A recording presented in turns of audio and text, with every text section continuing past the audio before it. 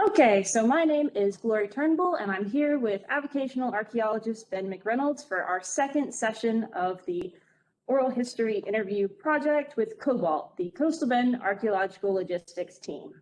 So my first question today is, what is archaeological stewardship?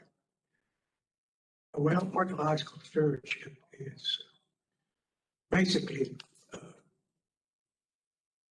trying to educate people and letting them know about our sites that need to be taken care of, and actually trying to prevent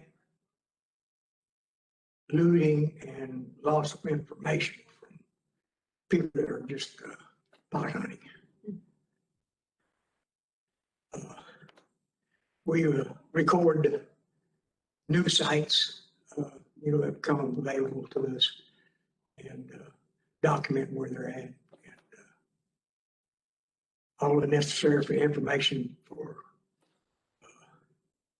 the state of Texas to have. Right, and so how did you become an archaeological steward? Well, I've known Bill Birmingham for a long time, and several other people.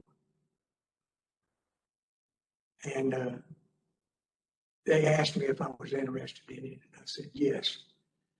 And it's, it's really been good for me. I've really enjoyed it, and preserving sites and documenting them, things like that. We do a lot of surveys and whatnot for people, or did at one time. Kind of slacked off here now, but anyway. What county are you the steward for? I'm a steward for Goliad County. Wow. Have you done any work with like the Presidio or missions or anything like that? Well, yeah, actually, the Presidio, Jimmy Bloom and I went over and had a very large collection of artifacts that have been recovered at the Presidio and around it. So we went through it and sorted it all out and stored it away in their storage area.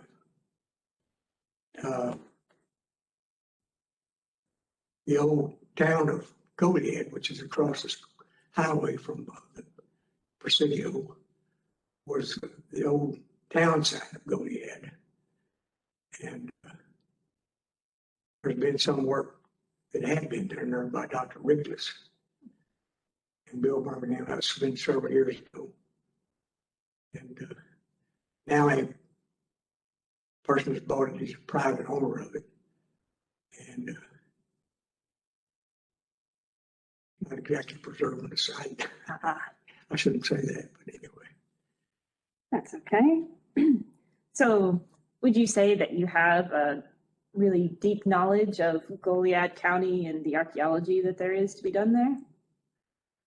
Well, there are several sites that we monitor. One of them, in Goliad County. We've made surveys too. A lot of problems now, the younger generation coming up, a lot of this land has been split up, and a lot of it we no longer have access to. And that's everywhere. Mm-hmm. Right. So kind of shifting topics. Would you mind telling me about the collection that you're donating? Sorry. Would you mind telling me about the collection that you're donating to the Museum of the Coastal Bend? Well, it's a collection over many years, since I was a small child, from South Texas, from around the San Antonio area all the way through the brush country and West Texas, and a little bit from Victoria County and Goliad County. All this material is going to the museum here. And I've heard that all of the things you're donating are surface finds. Is that correct? Yes, most of it.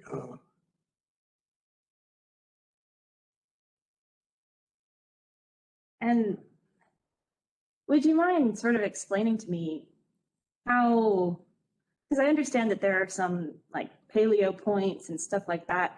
How does stuff like that end up on the surface? Well, you get water action, wind action, erosion. You find it in gullies and terraces that have been washed and windblown, you know.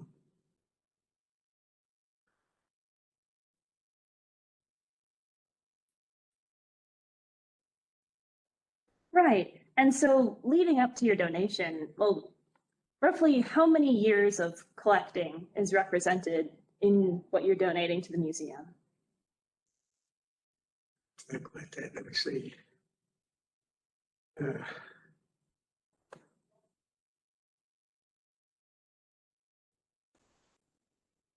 Way over 50 years. Way over 50? All right, I won't question you too much. And with collecting for so long, did it ever become difficult to keep track of everything that you had? Yeah, you get to, yeah, if you don't record it right away, then it makes it difficult. Or writing down, document. So how did you sort of store and classify your collection then? Well, we did it by areas, We didn't have any GPS equipment or anything like that, so, just such and such creek or river, whatever. And were there any other things that you would record about where you found the artifacts or, any other details, I guess? I asked because I've seen some of your documentation and often you'll record maybe who was with you or, the weather conditions and that sort of thing. Well, a lot of it, who was with me. A lot of it was my brother. Mm-hmm. And yeah, I did that. I knew where they Mm-hmm. So a lot of it are marked on the boards like initial for a creek or in that county, So right. So I hate to, I don't want to name names, people were the ranchers. mm-hmm. So it helps you to remember where you found things if you kind of write down details about, who was with you and where you were and all of that. That's fascinating, actually. Yeah. That makes perfect sense. Yeah. Wow. Oh. Okay. So would you mind telling me about places that you've collected that are no longer, that can no longer be accessed today? A good many of them. I mean, I haven't even, tried to access many of these places in years. Like to say, these places the older folks passed on and passed them, split up among the kids. And a lot of it's not available now, a lot of it's high fenced. And anyway, it's good in a way because they're now a lot of these sites are protected, And I'm sure there's a lot of places that the younger generation don't really know where the sites are at, Mm-hmm. Are there any places where you kind of knew in advance that you would never be able to go back that you collected at? No that I think of. Really? Okay. I mean, you mean as far as being a bad way with them or something? Oh no, I mean No. like Well, when I interviewed Bill Birmingham, he'd mentioned that there was a site that was going to become flooded because of a dam being built. Oh, yeah, well, yes, there's sites out in West Texas Mhm. that, put a lake on. There's a lot of them that are flooded, you can no longer get to. Right. So if you knew in advance that a site was going to be flooded, what was it like? Did you immediately go to salvage what you could? Was it like a group effort? Uh, It was, we were young and we just got out and boondocked and went up and down these rivers and whatnot, permission, Mhm. And it was really pretty wild country. Didn't see a lot of people. Of course, whenever they flooded the reservoir, and it made easy access to a lot of people that went in there and just really looted, they really destroyed a lot of these shelters.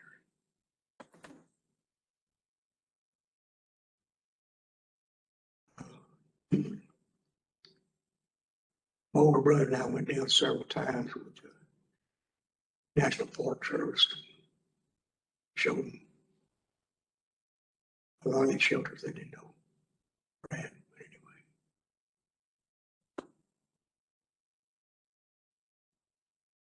Also, my brother, he drew a lot of these paintings on the wall. Anyway, Mhm. Do you have a favorite place that you've ever collected?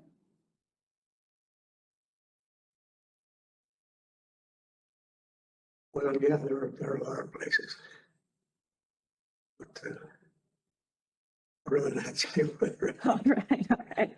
I understand. Um, right. So I understand you've dug at the McNeil site, right? I've been there for about 17 years now. Could you tell me about some other sites that you were able to dig and excavate at? Well, I've been to field school Mhm. out in West Texas,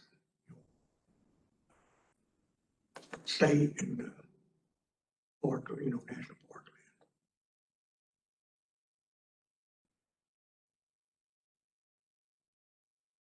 land. We had field school. Mhm. Did you get to dig it all at LaBelle or Fort St. Louis? No, I didn't get to dig on that. Company I worked for had me going all over the state of Texas a lot Mhm. at that time, so I didn't get to. Well, that's all right. How did you meet Bill Birmingham? Through STAA, Southern Texas Archaeological Association. And how did you become friends or acquaintances? Did you Well, just have a natural connection or? we're all interested in artifacts, we all collected. And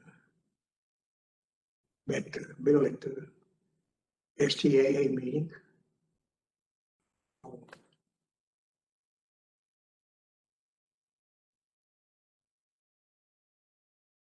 And so have you been involved with CoBALT since the beginning of the organization? Yes. That's so cool. When I'd interviewed Bill, he mentioned that there was kind of a group of people down here in Victoria who were collecting before CoBALT became an official organization. Oh, yeah. Yeah, Bill has documented hundreds of sites in this area. I mean, really a lot of sites. Bill was really active in it.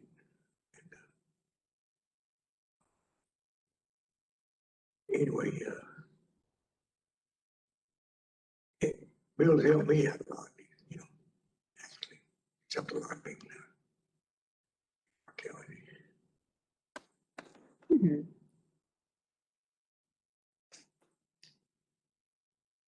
So you said that you became friends with Bill partially because you both had a common interest in collecting. Yes. Would you say that that's how you've made a lot of your sort of archaeologist friends?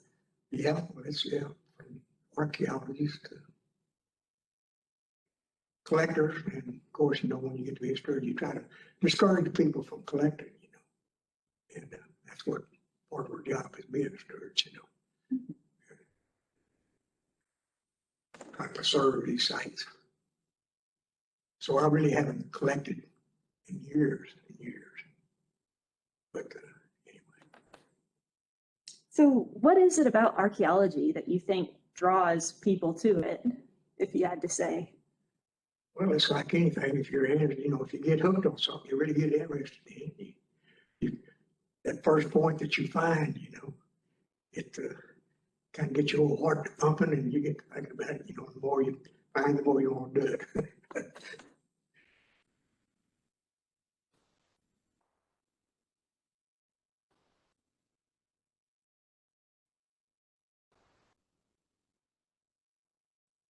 Right, I think that's all the questions that I have for today. Is there anything you'd like to add? No, other than that, just wish I were a whole lot younger and could continue on being a good steward. I won't have to quit for too much longer. But, anyway, it's Mhm. been an enjoyable trip, I guess I want to say. Right. One more question then. What do you think the future of archaeological stewardship looks like? Are there enough people to keep up this sort of program? Well, I hope that it's going to be good, but I don't know. I'm ready to start to worry about it because there's just so many people that, have land and have pay for digs, If,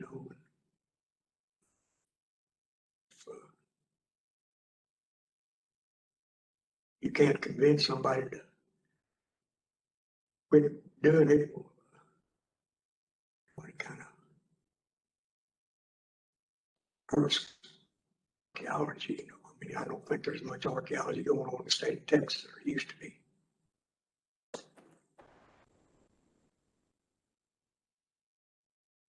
As far as, a lot of it's just, I don't know.